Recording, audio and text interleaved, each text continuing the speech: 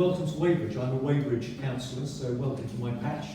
It's very good to see you, and thank you ever so much for giving your time. I know it's difficult, we're all busy, so for you to give a Saturday of your time is fantastic, and thank you ever so much for that. I'd like to thank Brooklands College. I think this is a really useful place to have this. I hope it's not difficult for you to get to here. We've got the station just up the road, so it should be quite convenient for you to make your way here. And as you know, this is the first of 5 panels. I think we expected 18, but we've got a total group of 22. 4 of them couldn't make it today, so we're just a little bit thin on the ground, but it will be 22 in total, hopefully the next 4 sessions. I was just going to sort of mention a little bit about the selection process. You know, why have we got you 18 here? Well, what we did is we sent out 5,000 letters across Elmbridge, and from the responses we got, what we particularly wanted was to represent the demography of people in Elmbridge. So we've got hopefully the right sort of gender split. We've hopefully got the right sort of age representation across Elmbridge. You, in particular, you haven't been selected for any of your views on climate change, and that's quite key to the process. I mean, some of you might think that it's ridiculous spending money on climate change processes and trying to reduce carbon dioxide. That's fine. You know, we want all sort of aspects of what you might think about climate change and what we could do about it or what we shouldn't do about it. And so all those views are welcome as we go through this process. So please don't think you've been selected because you're just about to join Just the Oil and start protesting about climate. Okay, we want a whole range of views. So thank you very much. I mean, we're excited about this. It's the start of a process. We're not the first borough or local authority to do this, and we've got the experience of Shared Future, and they've facilitated these before. We know that there's Leeds, Lancaster, Oxford, Camden, Kendal, Tyne, and there was a UK government set up a climate assembly. So these assemblies have been done before, and they seem to be a useful part of actually trying to get representative views so we can make change. Just a bit of background then. I first became a local councillor in 2019, and the first thing that our new administration did was to declare a climate emergency across Elmbridge Borough. So we committed for the council operations to become climate neutral by 2030, and I think we're making quite good steps to making that happen. But further than that, we wanted the borough to become climate neutral by 2050.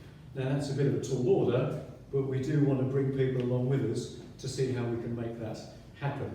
We created what we call a carbon management and reduction plan. So if you've been down to the Exel Leisure Centre, you'll see we've put over 900 solar panels on the top of the leisure centre, so that's generating quite a lot of their electricity.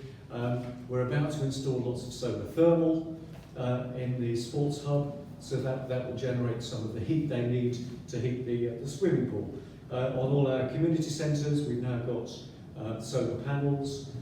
We've got a solar carport at the Civic Centre in Esher, so that's generating electricity. So we're doing as much as we can to offset the energy we use by creating our own solar energy or solar heat. The question that underpins these sessions came from our advisory group, and that's the question you can see on the walls here. What steps can we take locally to address climate change and protect the environment?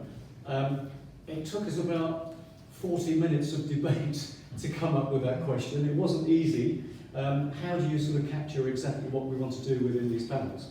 But I think we were keen to not only have the climate change in there, but also the environment. Should we be doing something more to protect the environment, protect biodiversity? So that came in as well. As a borough, we have a vision statement, like most big organisations, which is sort of corporate plan for the council, and we've included sustainability at the heart of that. So we want to try and make Elmbridge sustainable and driven by the community, what you think we should be doing. So I mentioned things we've already been doing to reduce our carbon footprint. We've been working with other climate action groups, sustainability groups. We've got a very active Green Elmbridge group, and we've been working with them. We've currently got a second round of what we call the Community Climate Action Fund, which is where schools, community groups, youth groups, church groups, they can apply to the council for money for a particular project. We've got the second round of that, so we've got £100,000 to spend, and each group can put forward a project which is up to £5,000. So that's quite exciting. We supported a number of projects for that last year and spent about £75,000 to support different groups. If you are in a community group, you've got until the 22nd of June to apply for money for a particular project. So if you want to put solar panels on your scout hut or guide hut or something like that, or extra insulation into a church hall, then that's the sort of thing that Community Action Fund will support. We've also been working with businesses, so we've had business grants to help them to become sustainable. There's a business in the middle of Walton where we've helped them to put lots of solar panels on their roof. So we're trying to do our best to support, not only to try and make the borough carbon neutral by 2030, but also to support businesses and communities. So it has taken a bit of time to get this together, so thanks very much for our team of Jamie and Joe for doing all the hard work, sending out the letters, looking at the responses, and getting things going on that. This is the first of these processes that we've got in Surrey County Council. So what we do here will be looked at quite keenly by other boroughs and districts across Surrey, because we are sort of setting a bit of a marker, and then we're interested to see what the outcome is. Yeah, your experiences, your knowledge, what you learn in these sessions. So what we'll do is we'll bring that all together at the end, and that will produce recommendations to the borough on how we can take local action. What action can we take going forward? You might have heard about this thing called local government reorganisation. So in December, the government suddenly, quite unexpectedly, put forward a plan for a devolution bill. And this devolution bill was to try and bring in more strategic mayoral authorities, the ones that have been working successfully in Manchester, Birmingham and other big cities, but to roll that out across the country.